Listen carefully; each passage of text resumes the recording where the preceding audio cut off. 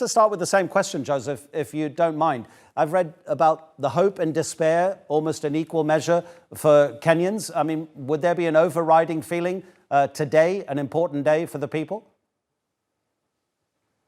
I think it's an extremely important day for Kenya. And as you say, Kenya is divided almost nearly 50-50. So whoever wins this election is going to be a lucky guy, almost certainly going to be a man, and it's almost certainly going to be either Raila Odinga or Ruto. And as you rightly say, it's an interesting one in which there's a race between the former prime minister and indeed the vice president. But the race here really is between the vice president, deputy president, that is, and the current president, Uhuru Kenyatta, for the last time, if you like. Whoever of the two guys are able to either fidget or push institutional and structural systems in Kenya, including questions of polling and polling processes, some of the concerns that have already been raised, will be the person who will be the winner.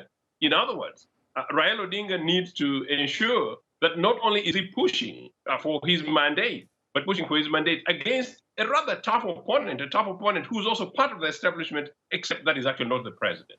So in that way, you would say that by and large, Kenya is divided, but is actually generally a game of hope, where it's extraordinary that an incumbent president endorses a candidate who was a very, very big opponent. But of course, these are families that come a long way since Kenya's independence. Yeah, Joseph, remember Barack Obama was talking about hope when he was running for president. He said the positive thing about hope is that it's a forward-thinking emotion, that you can't be negative about hope because it's what's to come. So hope is a great, great feeling to have going into an election. But how bizarre is it that President Kenyatta is not endorsing his own vice president? Now, as I said, that is actually one of the most bizarre issues. Seems to be suggested that it was one of the very most difficult decisions the president had to make. And in the event that he gets his way in terms of victory for his former rival, Raila Odinga, ironically, I think it will be a very important landmark. It's an important landmark because for the first time, I think power will be breaking away from the traditional support base of Mount Kenya and the Rift Valley zones. But also, on the other hand, it will be seen as a healing, already it's being seen as a healing between the two major identities. That's the Jaluo, represented by Raila Odinga, and Uhuru Kenyatta. Interestingly, by the way, Raila's father, the late Jaramogi Oginga Odinga, was literally handed over the independence of Kenya as president, first president. And he said, no, our leader is Jomo Kenyatta in jail somewhere abroad, and you have to bring him back. Some people have accused him that, of course, his late father should not really have done that. He should have gone ahead and become the first president of Kenya, but he did not. So maybe in a way, it's a bit of a payback over 50 years later. Yeah, but that's not the issue. The issue is that, big issues are being raised, as you rightly said, about corruption and unemployment and cost of living. So Kenya has very quickly grown.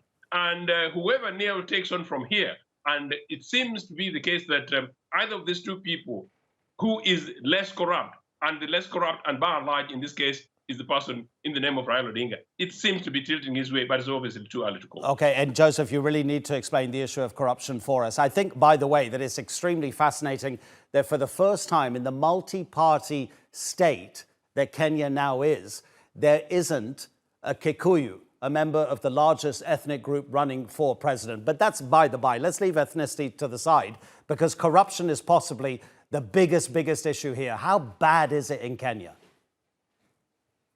It's extremely bad. The only thing is that Kenya, compared to most other African countries, some of their systems actually generally work. Many of these guys have got big money, and I'm talking about real big money involved leading to these election campaigns. The vice presidential candidate for Ruto up to the other day, huge amount of monies were being talked about. He says is actually a bit of witch hunting from the main state, since the main state led by Kenyatta is supporting his opponent. No, corruption is a big thing in Kenya. But as I said, Kenya in recent times actually generally work, as I said. That is sort of the irony. But that said, I think Raila Odinga has said he'll be tackling this at the root cause. It seems between Raila Odinga and